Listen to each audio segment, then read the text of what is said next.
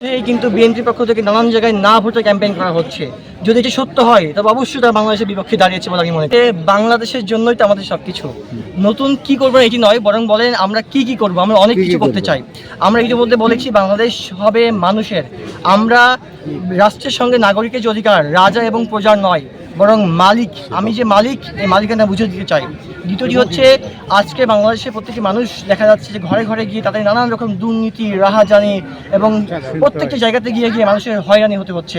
আপনি আমাদের দেখেন গাংনীতে স্বাস্থ্যসেবা নিশ্চিত নাই, কৃষক তার সার পাচ্ছে না, কৃষক তার সেচ ব্যবস্থা ঠিকমতো পাচ্ছে না, বীজ ঠিকমতো পাচ্ছে না। আমি থানায় গিয়ে হয়রানির শিকার হতে হচ্ছে। এক্সিলেন্ট অফিসে গিয়ে আমাকে আমার জমির আমি নামজারি করতে পারছি না, ঘুষ দিতে হচ্ছে। প্রত্যেকটি স্টেপে স্টেপে যে আজকে সমস্যা রয়েছে এই সমস্যাগুলো দূর করতে চাই। মোদ্দা কথা হচ্ছে নাগরিকের জন্য যা দরকার তাই আমরা করবো, এবং রাষ্ট্রের যে সিস্টেম ছিল পাল্টিয়ে দিয়ে নতুন রাষ্ট্র কাঠামো ব্যবস্থায় আমাদের একমাত্র পরিকল্পনা। কিন্তু একটি চমৎকার সময় আসছে আগামী 12 ফেব্রুয়ারি। এই 12 ফেব্রুয়ারি আমরা ন্যায় ইনসাফের প্রতীক দাঁড়িপাল্লায় আপনাদের কাছে ভোট চাই, এবং গণভোট হবে।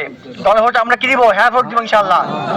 আমাদের যে এই প্রত্যাশা, সুন্দর বাংলাদেশ, নতুন বাংলাদেশ এবং ঐক্যবদ্ধ বাংলাদেশ আমরা করতে চাই। আসলে চাকরি খুঁজতে হবে ইনশাআল্লাহ, আমরা ব্যবস্থা করবো ইনশাআল্লাহ। একই সঙ্গে আমাদের যে বিভিন্ন কর্মসংস্থান লাগে না, ধরো তুমি একটা প্ল্যান করেছো, তুমি একটা এন্টারপ্রেনার হবা, কিন্তু দেখা যাচ্ছে তোমাদের টাকা নাই, বাপ টাকা দিচ্ছে না, তাহলে অল্প সুদে আমরা ঋণ দিতে চাই। যে ঋণ দিয়ে একটা ইয়াং ম্যান এন্টারপ্রেনার হবে, সমাজকে তৈরি করবে, উদ্যোক্তা আমরা হতে পারবো ইনশাআল্লাহ। ডেভেলপমেন্ট করার মধ্য দিয়ে আমরা আইটি সেক্টরকে আরও বেশি এনহান্স করবো, যেন ইন্টারন্যাশনালি আমরা আমাদের অবস্থান বাড়াইতে পারি। পাশাপাশি গাংনীর মানুষ বলতে পারে যে আমার করম থেকে ওই ছেলেটা ওখানে গুগলে গেছে, ফেসবুকে গেছে, দেখো ওরা ওখানে গিয়ে চাকরি করছে, বিজনেস করছে। তো তোমাদের দায়িত্ব দুটা, নিজে ভোট দেওয়া, দুই পুরো সবাইকে বলতে হবে, বাপ মা বন্ধু সবাইকে, চাচা চাচি বাপ অনেক দিছো, পরিবার সকল আমার কথা শুনো, এবার ভোট দিবে দাঁড়িপাল্লায়, ঠিক আছে ইনশাআল্লাহ।